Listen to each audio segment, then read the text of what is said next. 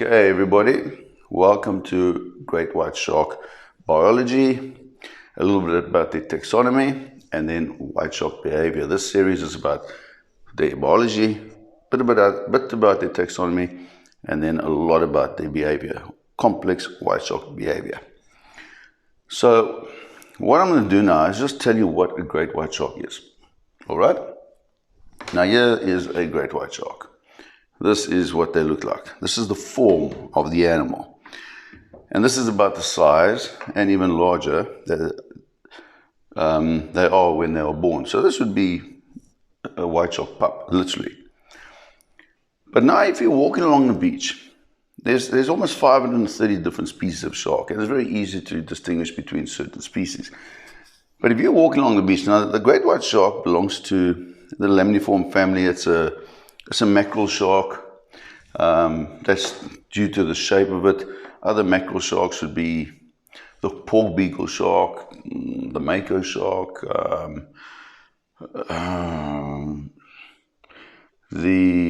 doesn't matter.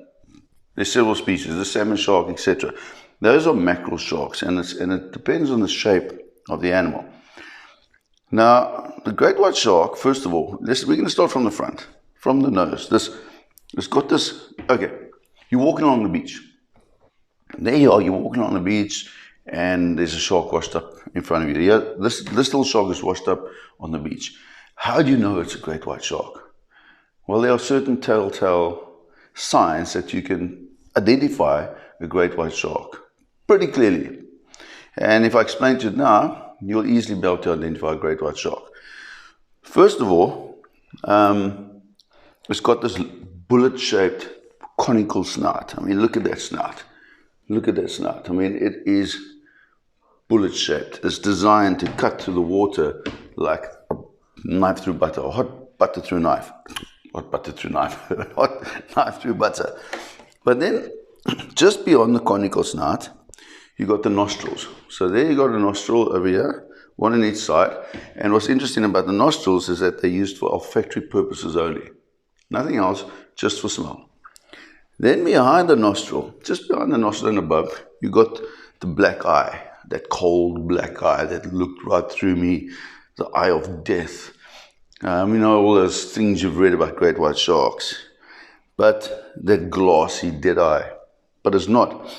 The eye looks black, and it's very conspicuous with the great white shark because most shark species have got a clearly visible iris and pupil, etc.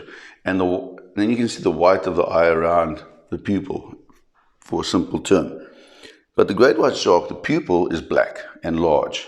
And then what we would say is the white of the eye is actually dark purple, excuse me. So the entire eye appears to be black, but it's not black. And when you're in the water, in clear water, and the shark comes close to you, you can actually see, you can make out the pupil and the purple around the pupil. And what's interesting about a great white shark's eye, we're going to discuss this later in biology, is that they don't have a nictitating membrane. The entire eye rolls back in the head for protection, and I'll explain to you why, but not right now. So you got this black eye, and then below the black eye, you got the jaw. Now, I can't show you much of here, unfortunately, but one of the easiest ways to identify a great white shark are the teeth. They got triangular teeth, triangular serrated teeth. Many shark species, like the mako shark, if you don't know what you're looking at, you could easily mistake this as a mako shark. But the teeth will immediately tell you if it's a mako shark or great white shark. So mako shark has got these long, sort of dagger-like, narrow, sharp teeth that traps prey. And the great white shark has got these triangular teeth that are serrated, like steak knives.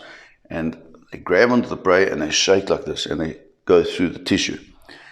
So their teeth are a very, very easy way to identify a great white shark.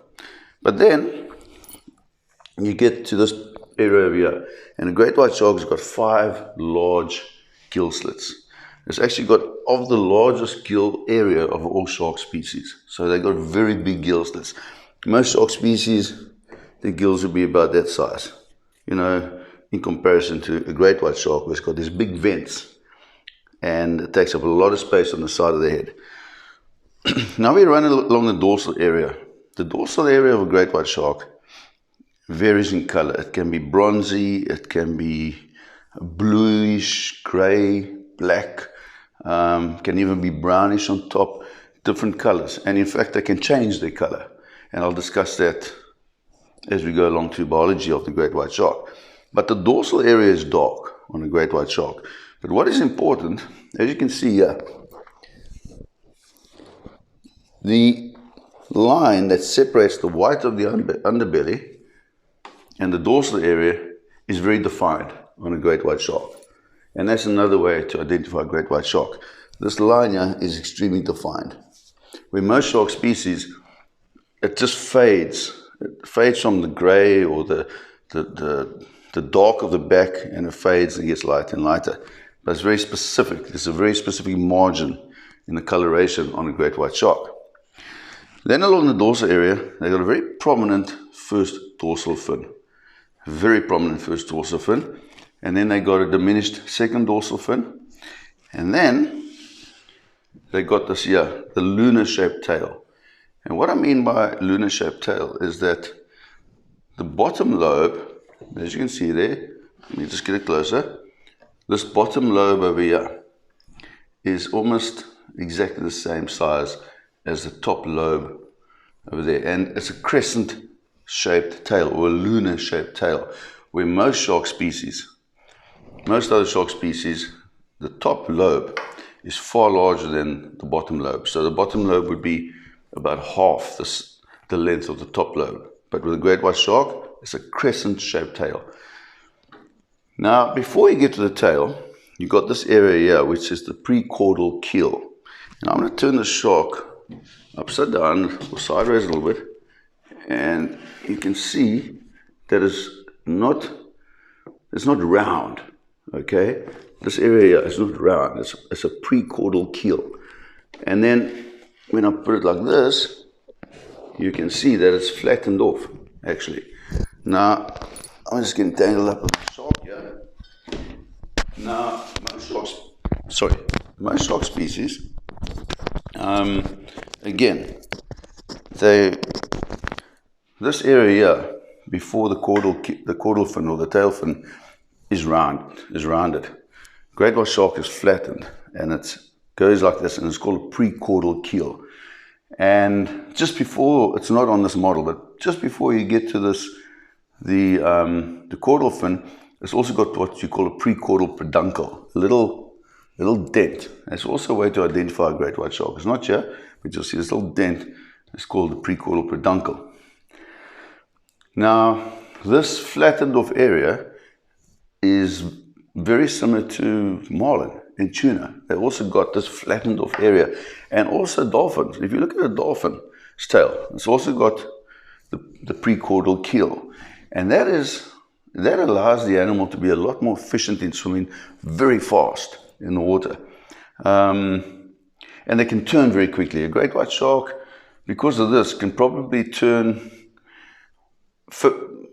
maybe 50% more efficiently than if it did not have this precaudal keel and it was only a rounded chunk, for want of a better term.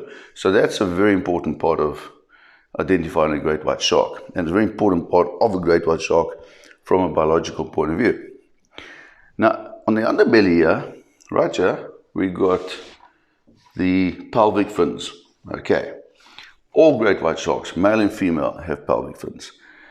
The only difference of the male is that it would have the pelvic fins, and then coming out over here, with my fingers, it would have its sexual organs, the claspers, and it would have two of them coming out there. Now, in very young great white sharks, the claspers are very tiny, and they're often hidden by the pelvic fins, which makes it very difficult to identify them if they're just swimming past. So you have to be very careful and sharp in what you're doing. But, so there we go. It's got the pelvic fins. But also what's very identifiable with the great white shark, it's got these massive pectoral fins. These long, big pectoral fins. And I don't know if it's on this one. No, unfortunately it's not. And thank God it's not, because I have to turn upside down. but it's got these beautiful, huge wings, these pectoral fins that it uses, it postures with them, it uses them, twists them around in order to move quickly to the water.